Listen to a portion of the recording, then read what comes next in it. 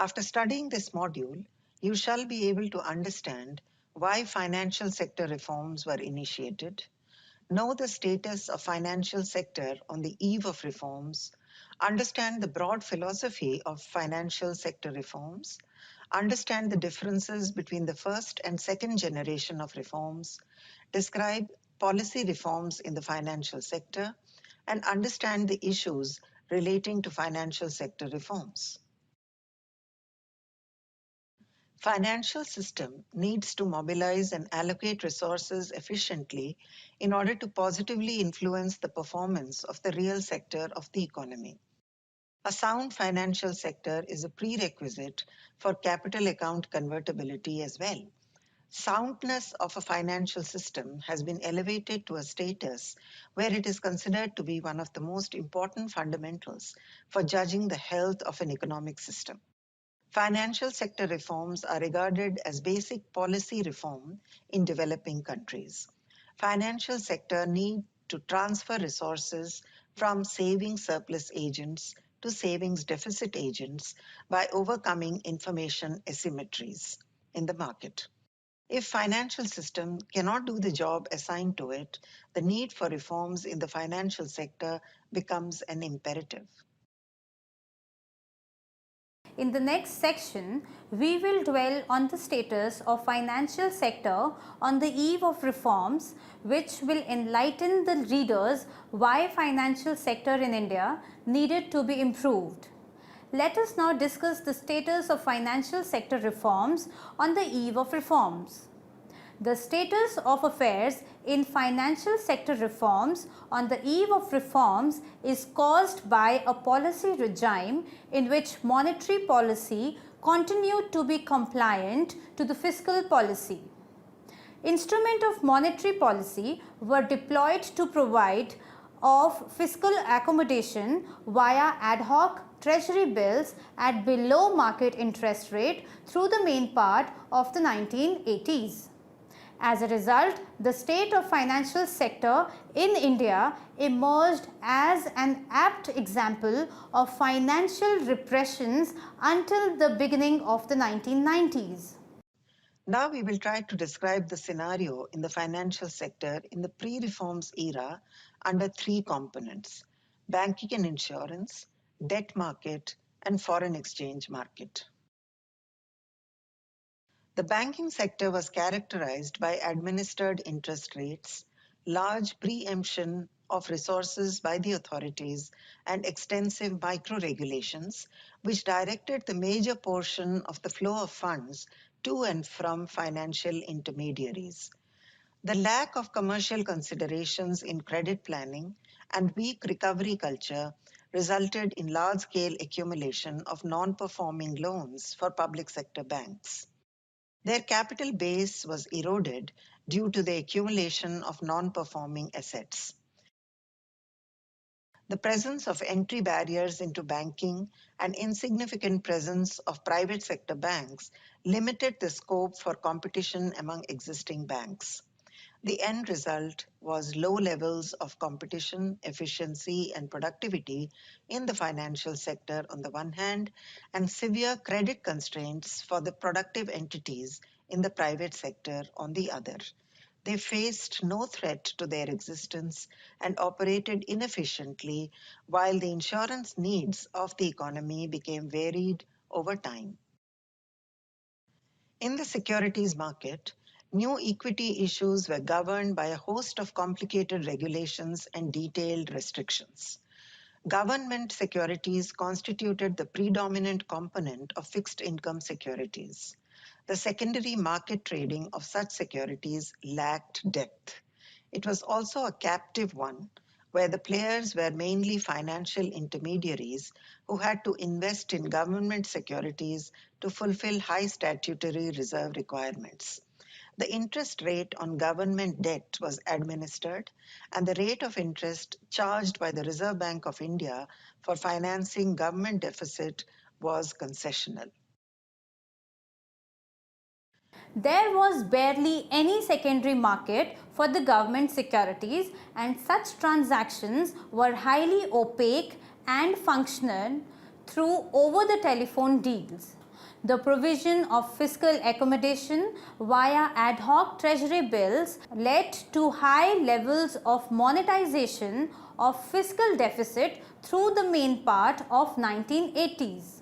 There was little complexity in the foreign exchange markets as well as maximum such transactions were governed by the inflexible and low limits and also the prior approval requirements leading to the limited external capital flows.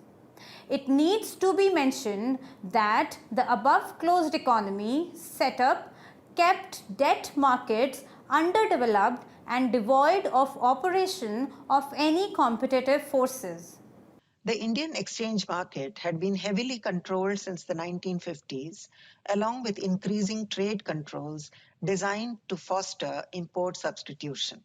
Consequently, both the current and capital accounts were closed, and foreign exchange was made available by the RBI through a complex licensing system.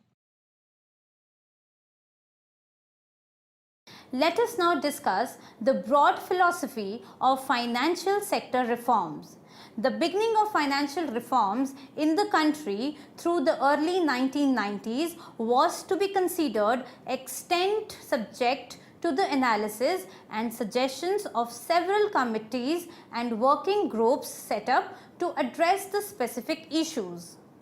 The procedure has been characterized by gradualism, consisting in implementation of measures undertaken after broad consultations with experts and market contestants.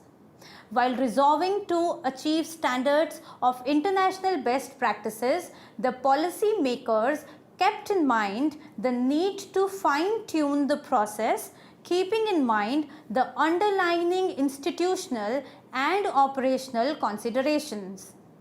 Reform measures brought about across sectors as well as within each sector were scheduled in a mutually reinforcing fashion.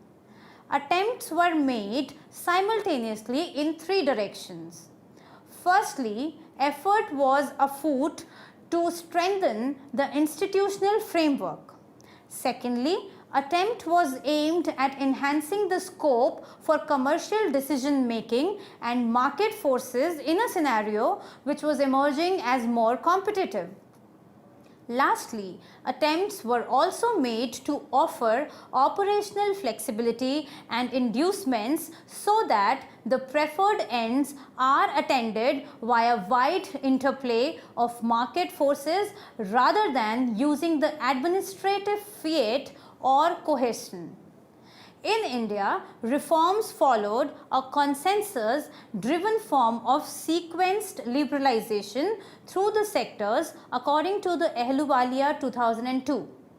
That is why, despite several changes in the government, there has not been any reversal of direction in the financial reform process over the last 15 years. The major aim in the early phase of reforms, known as first generation of reforms, was to create an efficient, productive, and profitable financial service industry operating within the environment of operating flexibility and functional autonomy. The focus of the second phase of financial sector reforms, starting from the second half of the 1990s, has been the strengthening of the financial system and the introduction of structural improvements. The episode of Indian financial reforms will be constituted into six components. They include banking reforms, reforms in insurance sector, debt markets reforms, reforms in equity market, foreign exchange market reforms in other segments of the financial sector. The regulatory and supervisory norms were initiated in commercial banks owing to the gradual exposing of the banking industry to forces of competition. Norms related to prudential regulation, income recognition, and asset classification were implemented. Measures were put in place to build up risk management capabilities of banking and to ensure flexibility, operational autonomy, and competition in the banking sector.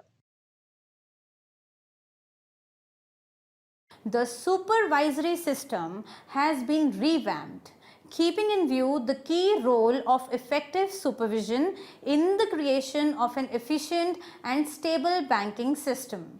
Banking reform in India has not involved large-scale privatization of such banks.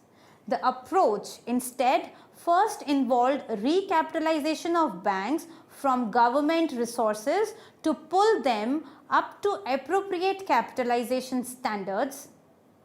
In the second phase, increase in capitalization has been done through diversification of ownership to private investors up to a limit of 49%, thereby keeping majority ownership and control with the government. With such broad-based ownership, most of these banks have been publicly listed. This was designed to introduce greater market discipline in bank management and greater transparency through enhanced disclosure norms, improving the corporate governance in banks. Measures were adopted to improve the institutional parameters, including the legal framework and technological system within which the financial institutions and markets operate. New private sector banks were introduced, and the number of foreign bank branches were expanded, therefore, unleashed forces of competition, which was intended to force public sector banks to align their conduct with market preference in a bid to improve their performance.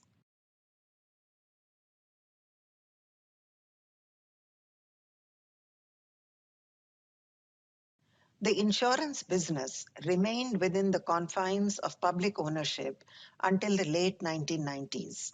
Subsequent to the passage of the Insurance Regulation and Development Act in 1999, several changes were initiated, including allowing newer players, joint ventures to undertake insurance business on risk-sharing commission basis. The Insurance Regulatory and Development Agency, IRDA, has been established to regulate and supervise the insurance sector.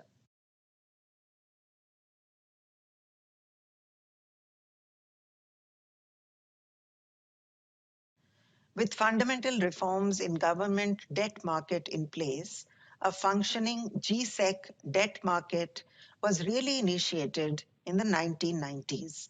There occurred a movement of the system from a strategy of preemption of resources through SLR from banks at administered interest rates and through monetization to a more market-oriented system. Automatic monetization of the government's deficit has been phased out, and the market borrowings of the central government are presently undertaken through a system of auctions at market-related rates. This single step loosened the dominant influence fiscal policy so far exerted on the monetary policy. An important step towards the objective of liberalizing, regulating, and developing capital market has been the setting up of the Securities and Exchange Board of India, SEBI, as the regulator for equity markets. Another significant development under the reform process has been the opening up of mutual funds to the private sector in 1992, which eroded the monopoly of UTI, or Unit Trust of India, a public sector entity. With the opening of foreign institutional investors, FIIs, in 1992, the capital market was liberalized. The Indian corporate sector has been permitted to tap international capital markets, and similarly, overseas corporate bodies and non-resident Indians, NRIs, have been allowed to invest in Indian companies. With a view to improve market efficiency, increasing transparency, integration of national markets, and prevention of unfair practices regarding trading, a series of reforms comprising measures to liberalize, regulate, and develop capital market was put in place. Since 1992, reforms measures in the equity market have stressed on regulatory effectiveness, enhancing the competitive conditions, reducing the information asymmetries, developing the modern technological infrastructure, mitigating transactional cost, and controlling of speculation in the securities market. The Indian corporate sector has been permitted to tap the international capital markets by the means of American Depository Receipts known as ADRs, Global Depository Receipts known as GDRs, foreign currency convertible bonds known as FCCBs, and external commercial borrowings known as ECBs. Similarly, overseas corporate bodies and non-resident Indians have been allowed to invest in Indian companies. FIIs have been permitted in all types of securities, including government securities, and they enjoy full capital convertibility. Mutual funds have been allowed to open offshore funds to invest in the equities abroad. The movement towards a market-based exchange rate regime in 1993 and the subsequent adoption of current account convertibility with prudential safeguards were the significant measures in reforming the Indian foreign exchange market. Banks have been granted a considerable autonomy to undertake foreign exchange operations. A large number of products have been introduced, and the entry of newer players has been allowed in the market with a view to increase the depth of the market.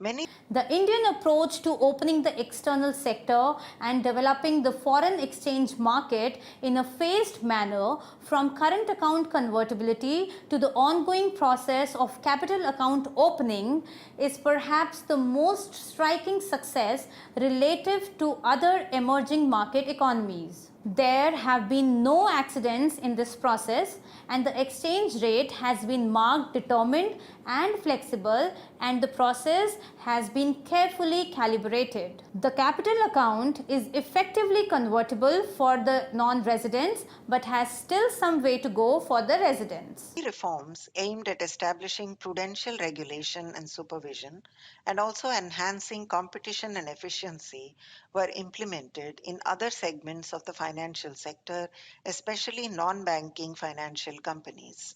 Non-banking financial companies, especially those involved in public deposit taking activities, have been brought under the regulation of RBI.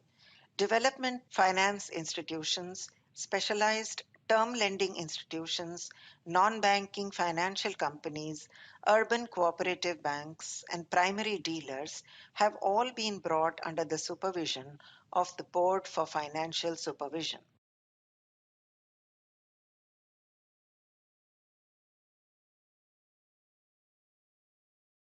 Even after more than one decade of financial sector reforms, sustained predominant public sector entities in the sector has often been a topic of debate.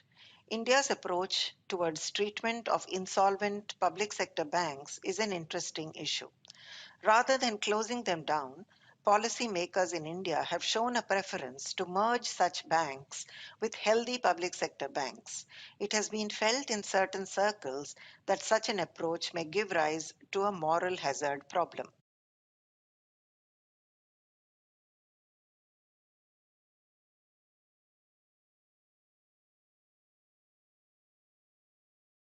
In the late 1990s, India proposed legislative change to enable reduction in the government ownership up to 33% in the public sector banks.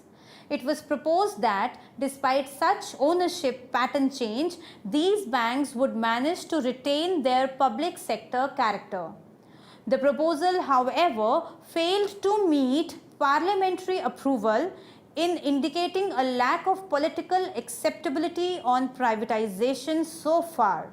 In view of such problems, Rajan Committee in 2008 has suggested privatization of small public banks. There are suggestions in the literature in favor of outright privatized public sector banks, but it was countered on the plea that, in view no convincing reasons behind better corporate governance in the private banks, such as arguments does not stand to critical scrutiny. In fact, inappropriate state of affairs relating to corporate governance was commented on two ex-governors of RBI. It also needs to be mentioned in this context that the episodes of run on private banks, including prominent ones like ICICI, which took place, have taken place in the deregulated era. Large private banks were nationalized with the mandate of inclusive banking. Nationalization of banks led to a massive branch expansion in unbanked rural areas on the one hand and a massive build-up in NPAs. The crux of the problem was how to reinvent public sector banking so that it can conduct meaningful inclusive banking and serve its original mandate. Reinventing public sector banks is a critical issue. So far, reforms in Indian financial sector are concerned. It may be argued that lack of inclusive banking has led to the creation of shadow banking in India.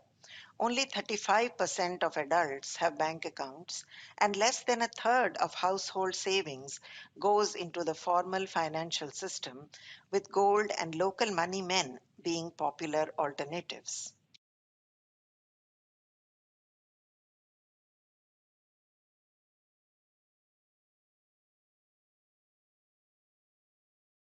The central bank hopes to encourage a new generation of simple banks focused on deposits and payments. Mobile phone banking could help. Vodafone, a big global operator, has launched an Indian vision of M-Pesa, a service it honed in Kenya. Until initiatives like these take hold, there will be more episodes like Sahara. It is interesting to note that banking crisis in pre-independent India has been replaced by the episodes of crisis relating to non-banking financial institutions. Another related issue is the current role of foreign banks, whether they deserve the bigger role and what is the appropriately regulatory role for them.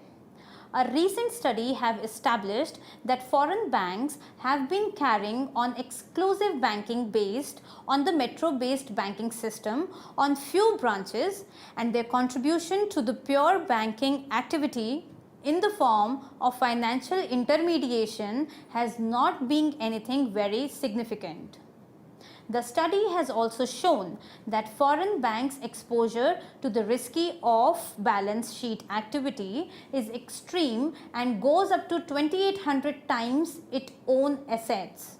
The profit of the foreign banks is also much higher on account of risky conduct leading to risky banking markets.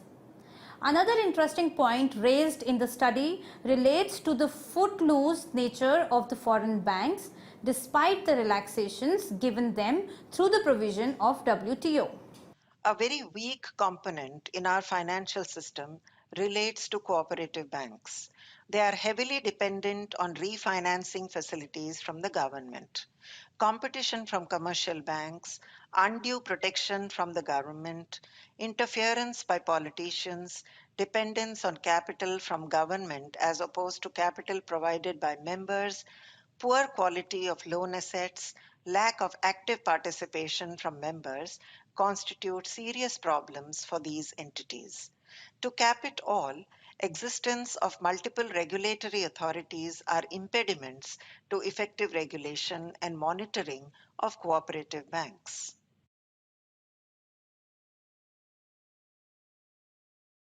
In the 1980s, the role of retail investors in capital formation was a popular topic of discussion. The idea was to remove the intermediation from banks and let the capital flow directly.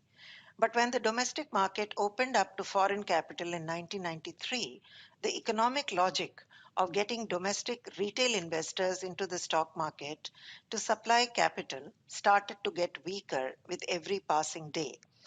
Also, whoever voluntarily chooses to enter the stock market gets a fair deal from companies and market intermediaries. Both SEBI and stock exchanges fail miserably on that count now. Indeed, poor grievance redress system and market manipulation happen to be the final argument to not encourage savers to invest in stocks. That will take place only in a scenario which includes an appropriate regulatory framework in place and an improvement in corporate governance in companies competing for public equity participation. Let us now summarize what we have learned in this module. The financial sector needs to transfer resources from savings surplus agents to savings deficit agents by overcoming information asymmetries in the market. If financial systems cannot efficiently perform the job, there is a case for reforming the financial sector. Financial sector on the eve of reforms was very rigidly regulated in the pre-reforms era, hampering resource allocation in the market. The major aim in first generation of reforms was to create an efficient, productive and profitable finance service industry operating within the environment of operating flexibility and functional autonomy. The focus of the second phase of financial sector reforms has been the strengthening of the financial system and the introduction of structural improvements. Fundamental reforms have taken place in different subsectors within the financial sector. They include banking, insurance, debt market, capital market, foreign exchange market, non banking financial sector, etc. A number of issues remain pending so far as reforms in the financial sector are concerned.